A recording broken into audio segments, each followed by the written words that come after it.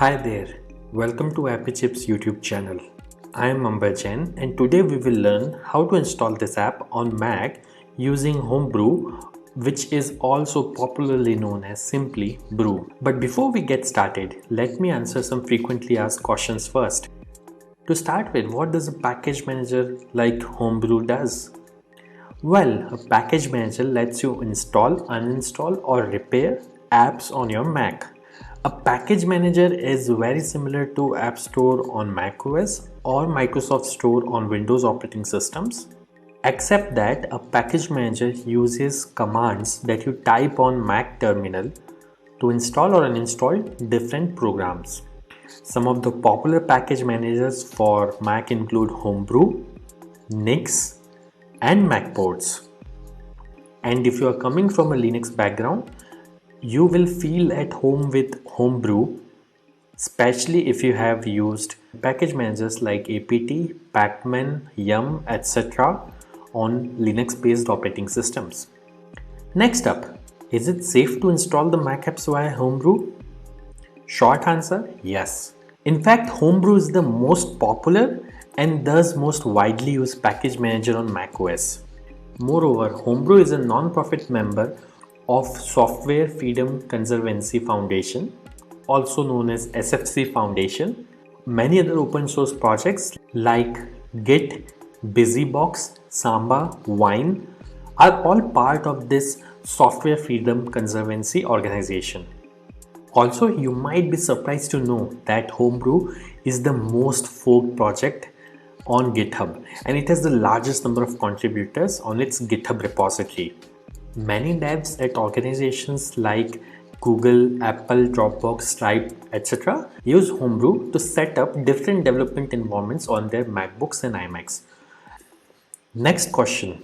Can you use Homebrew to install programs on Apple Silicon or more popularly known as M1 MacBooks? Again, yes. Starting version 3.0 of Brew, Apple Silicon is now supported on Homebrew. In fact, Homebrew also supports programs that are at the moment only supported via Rosetta 2 on Apple Silicon. Now that I have answered your questions on safety and compatibility of Homebrew, let's get to the installation process. Before we can install anything using Brew, we need to install the package manager itself, that is Homebrew, on your Mac. So let's see now how can we install Brew on Mac. Let me open my Mac here. First, you need to press Command and space on your keyboard. This will open Spotlight Search on your Mac. And then you have to type terminal.app. You will see this terminal app. Simply double click on it to open terminal. Let me maximize this terminal window. Now we need to copy paste the command to install Homebrew from the Brew website. So open your web browser and simply go to the website brew.sh. Once you are on the website, you will see this section called Install Homebrew, which has a command that you can simply copy by clicking on this button over here. Once it is copied, you have to go back to terminal, right click, paste. Now that the command is copy paste over onto this terminal, press enter. This will start Brew installation. Now it is prompting me to enter my user's password on Mac. I am going to type the password now, but it won't be visible on your terminal. Once you have entered the password, simply press enter, and if the password is correct, the script will continue. Now it is saying press return to continue the installation. I'll press enter here, and this will start the installation of Homebrew on my Mac. Let's wait for this to finish. As this message here says, installation successful. So that's it. Brew is successfully installed on your Mac now. Now before we proceed, I would like to highlight that Brew collects anonymous usage data via Google Analytics. As you can see on this page, if you want to opt out, you can simply run this command brew analytics off and press enter, which simply disables the anonymous usage data collection on your Mac. Now let's update the package database locally by pulling the metadata of the latest packages on a local map from the central brew repository. This should typically take less than a minute to complete depending on your internet connection speed. To do so, simply type the command brew update and press enter. As you can see, my local brew database is already up to date because I just installed brew on my system.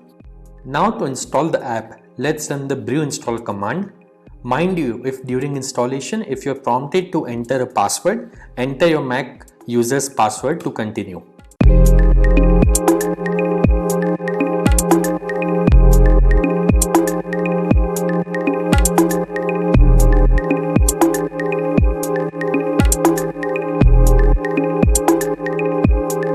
That's it. The installation was successful.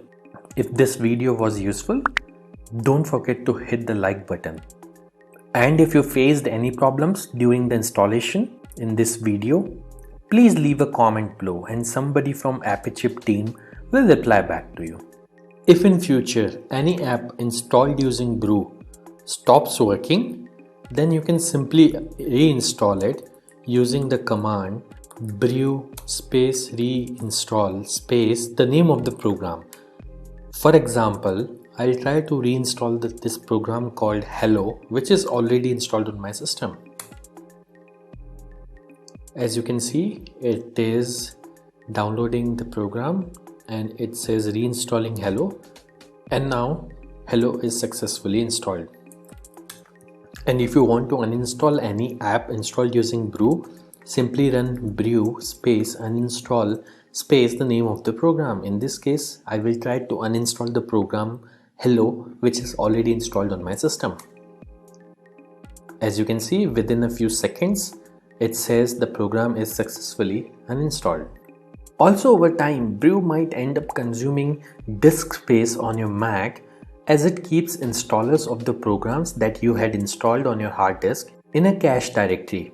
So you can use the brew space cleanup command once every 6 to 12 months to free up some space on your Mac.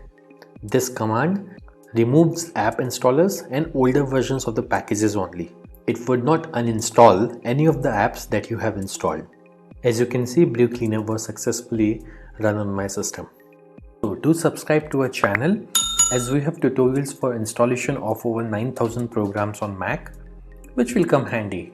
If you need to install other apps on Mac in future, chances are that we have got it covered already.